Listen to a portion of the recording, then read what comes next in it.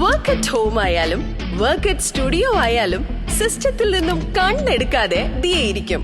മുഖത്ത് പാടി വരികയോ കണ്ണിന് ക്ഷീണമോ തോന്നില്ല. ജെസൽ ഒപ്റ്റിക്കൽസിന്റെ അൺലിമിറ്റഡ് ഫ്രെയിമുകളിൽ നിന്നും മുഖത്തിന് അനുയോജ്യമായ കണ്ണടയാണ് ദിയ തിരഞ്ഞെടുത്തിരിക്കുന്നത്. തിരഞ്ഞെടുക്കാൻ യഥേഷ്ടം മോഡലുകൾ, എല്ലാ പ്രമുഖ ബ്രാൻഡഡ് ലെൻസുകളുടെയും ഫ്രെയിമുകളുടെയും അതിശയിപ്പിക്കുന്ന കളക്ഷൻസ്, ഏറ്റവും കുറഞ്ഞ വില, മികച്ച വിൽപ്പനാനന്തര സേവനം. Jesal opticals, opposite TB hospital, Karivelippady, Kochi.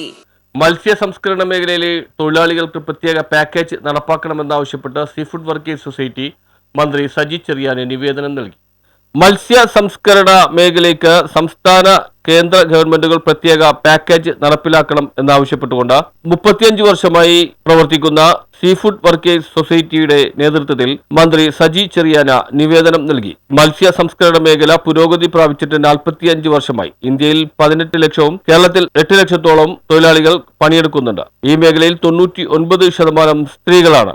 MBDAയുടെ കണക്കനുസരിച്ച് 63,000 കോടി രൂപയുടെ വിദേശ നാണ്യം നേടിത്തരുന്നുണ്ട്. എന്നാൽ നേട്ടമെല്ലാം വൻകിട മുതലാളിമാർക്കും രോഗമെല്ലാം തൊഴിലാളികൾക്കും നിയമ നടപടികൾ ചെറുകിട കമ്പനിക്കാർക്കും എന്നതാണ് സത്യമെന്ന് ഭാരവാഹികൾ നിവേദനത്തിൽ പറയുന്നു. 45 വർഷത്തിനിടയിൽ 2 ഏകാംഗ കമ്മീഷൻ ഉൾപ്പെടെ 8 അന്വേഷണ കമ്മീഷനുകൾ രൂപീകരിച്ച് പ്രവർത്തിച്ചു. കമ്മീഷൻ റിപ്പോർട്ടുകൾ പുറത്തു വരുന്നതോടെ ഉദ്യോഗസ്ഥർ ഇറങ്ങി ചെറുകിട പീലിംഗ് ഷെഡുകാരെ ഉപദ്രവിക്കുന്നതല്ലാതെ തൊഴിലാളികൾക്ക് പ്രയോജനം ഒന്നും ഉണ്ടായിട്ടില്ലെന്നും ഭാരവാഹികൾ നിവേദനത്തിൽ വ്യക്തമാക്കി. Secretary Sarasu Damodaran, president EO Varghese എന്നിവരുടെ നേതൃത്വത്തിലാണ് നിവേദനം സമർപ്പിച്ചത്. News bureau, Aroor.